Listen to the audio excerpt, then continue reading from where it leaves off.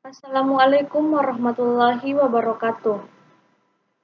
Baik, saya akan menjelaskan mengenai materi pendidikan agama Islam.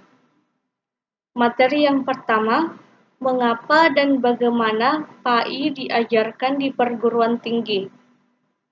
Alasan mengapa pendidikan agama Islam masih tetap ada di dalam perguruan tinggi, yaitu karena untuk memberikan landasan pengembangan pada kepribadian mahasiswa agar menjadi kaum intelektual yang senantiasa beriman dan mengingat Tuhan yang Maha Esa, memiliki budi pekerti yang baik, dan juga mampu berpikir kritis dan bersikap rasional.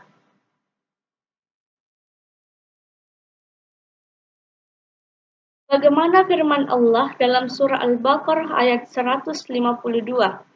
Tafsir ayat ini dari Abu Hurairah dan Rasulullah Shallallahu Alaihi Wasallam bersabda, Allah berfirman, Aku tergantung persakaan kepada hambaku, aku bersamanya kalau dia mengingatku. Kalau dia mengingatku pada dirinya, maka aku mengingatnya pada diriku. Kalau dia mengingatku di keramaian, maka aku akan mengingatnya di keramaian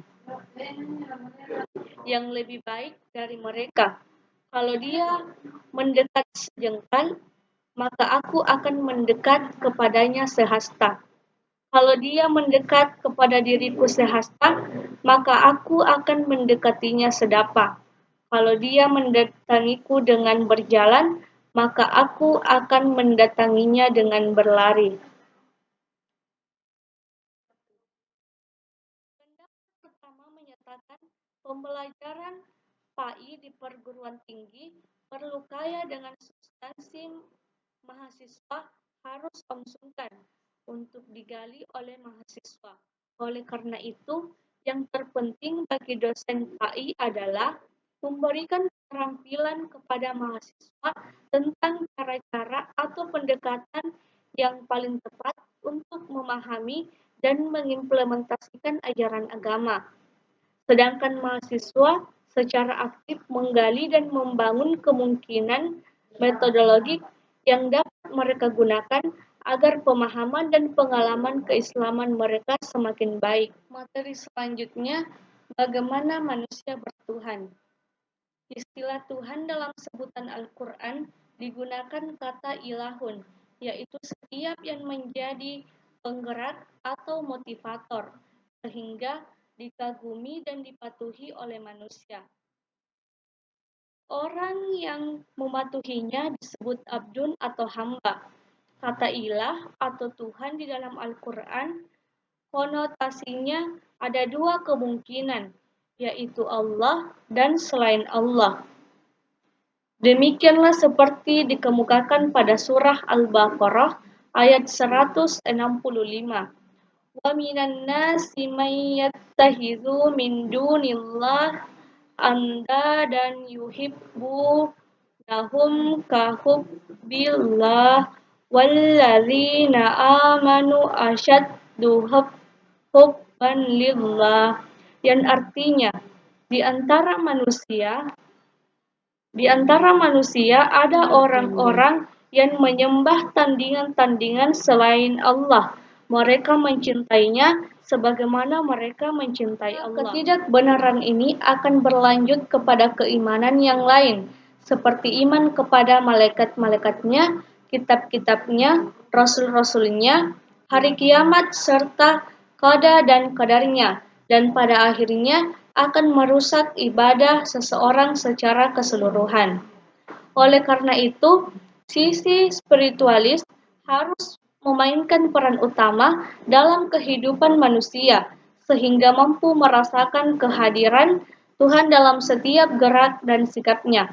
Apabila kita mampu mengasah spiritualitasnya, sehingga ia dapat merasakan kehadiran Tuhan, maka ia akan dapat melihat segala sesuatu dengan visi Tuhan atau ilahi. Visi ilahi inilah yang sangat dibutuhkan oleh umat manusia, sehingga setiap tindak tanduk dan sikap perilaku manusia didasari dengan semangat kecintaan kepada Tuhan sebagai manifestasi kebenaran universal dan pengabdian serta pelayanan kepada sesama ciptaan Tuhan. Tuhan. Dengan begitu akan terciptanya dunia yang damai. Selanjutnya materi bagaimana agama menjamin kebahagiaan. Agama adalah landasan atau fundamen, sedangkan jabatan atau kedudukan adalah penjaganya. Barang siapa yang tidak memiliki fondasi, maka akan roboh.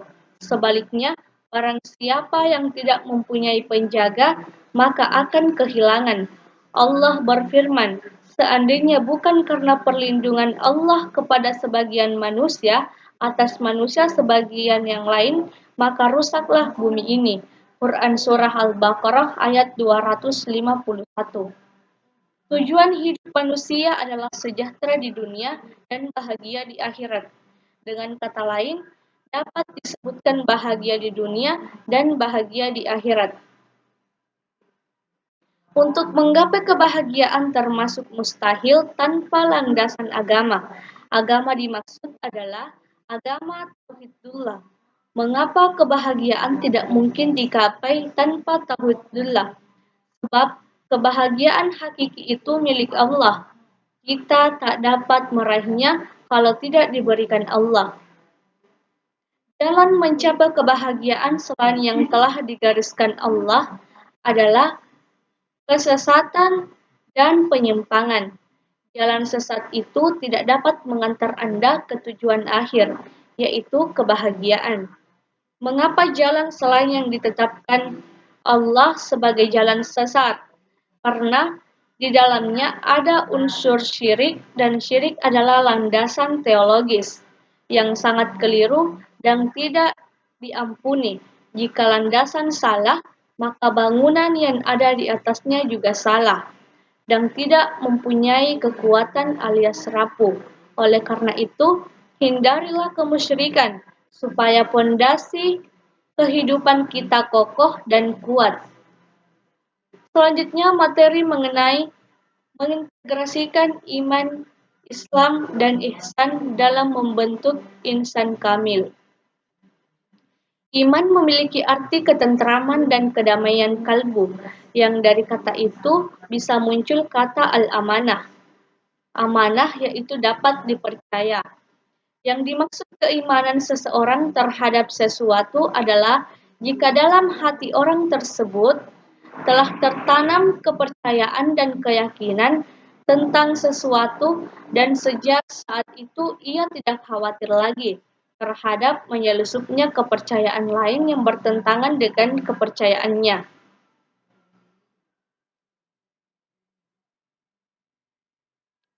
Apabila seseorang mengakui dalam hatinya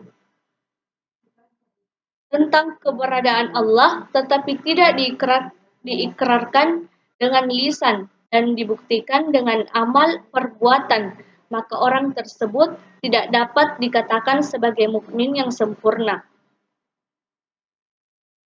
Allah memerintahkan agar umat manusia beriman kepadanya, sebagai firman Allah yang artinya, "Wahai orang-orang yang beriman, tetaplah beriman kepada Allah dan Rasul-Nya Muhammad, dan kepada kitab Al-Quran yang diturunkan kepada Rasul-Nya, serta kitab yang diturunkan sebelumnya. Barang siapa ingkar kepada Allah, malaikat-malaikatnya, kitab-kitabnya, Rasul-Rasulnya, dan hari kemudian, maka sungguh orang itu telah tersesat sangat jauh." Quran Surah An-Nisa ayat 136. Islam yang dimaksud dalam hal ini adalah rukun Islam, yaitu 5 tindakan dasar dalam Islam, dianggap sebagai pondasi wajib bagi orang-orang beriman dan merupakan dasar dari kehidupan Muslim. Ada 5 rukun Islam. Yang pertama mengucapkan 2 kalimat syahadat. Yang kedua mendirikan sholat. Yang ketiga berpuasa pada bulan Ramadan. Yang keempat membayar zakat. Dan yang kelima naik haji bagi orang yang mampu. Ihsan berasal dari kata hasana yuhsinu yang artinya adalah berbuat baik, sedangkan bentuk masdarnya adalah ihsanan, yang artinya kebaikan. Allah Subhanahu wa taala berfirman, "Jika kamu berbuat baik atau berarti kamu berbuat baik bagi dirimu sendiri." Quran Surah Al-Isra ayat 7. Dan firman Allah, "Dan berbuat baiklah kepada orang lain, seperti halnya Allah berbuat baik terhadapmu." Quran Surah Al-Qasas ayat 77. Jika manusia sudah memahami arti iman dan juga beriman dengan benar, juga menjalani Islam dan rukun-rukunnya dengan istiqamah, maka akan lebih mudah bagi mereka untuk memahami makna ihsan. Manusia akan mencapai derajat ihsan dengan meningkatkan terus kualitas iman dan Islam dalam dirinya. Dengan begitu, menjadi insan kamil bukanlah hal yang mustahil baginya. Yang terakhir, materi mengenai bagaimana membangun paradigma Qurani. Al-Quran bagi umat Islam adalah sumber primer dalam segala segi kehidupan. Al-Quran adalah sumber ajaran teologi, hukum mistisme, pemikiran, pembaharuan, pendidikan, akhlak, dan aspek-aspek lainnya. Al-Quran itu adalah kitab yang agung, yang tidak ada keraguan bahwasanya ia datang dari sisi Allah. Maka tidak benar bila ada seseorang yang ragu-ragu terhadapnya karena begitu jelasnya Al-Quran itu, di mana orang-orang yang bertakwa dapat mengambil manfaat dengan berupa ilmu yang bermanfaat dan amal soleh, dan mereka itu adalah orang-orang yang takut kepada Allah dan mengikuti hukum-hukumnya.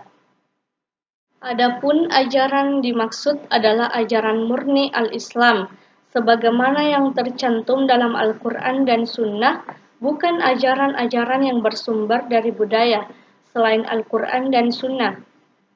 Tidak sedikit orang berpandangan bahwa untuk maju, justru mereka harus meninggalkan ajaran agama mereka sehingga mereka harus mengembangkan budaya sekuler dalam segala segi kehidupan.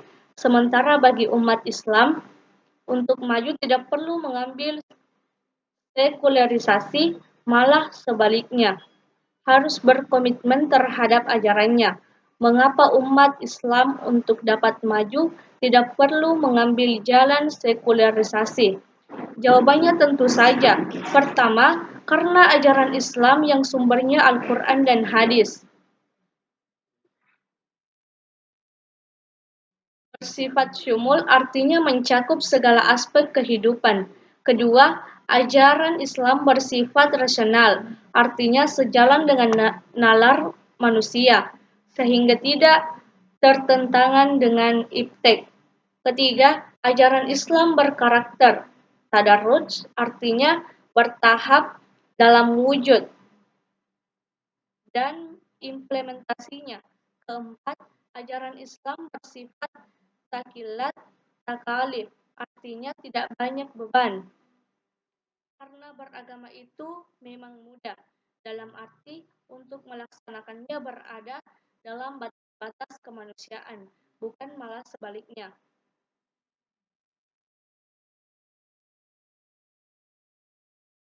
Allah sendiri menyatakan dalam banyak ayat bahwa yang dikehendaki oleh Allah adalah kemudahan bagi umat manusia, bukan kesulitan. Menjunjung tinggi kesamaan atau egaliter, keadilan, rahmat, dan berkah bagi semua.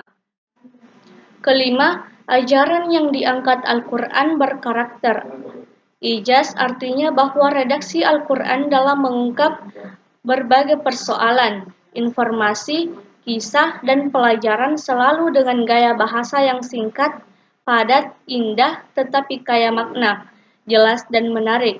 Agama yang mempunyai prinsip seperti itulah agama masa depan dan agama yang dapat membawa kemajuan.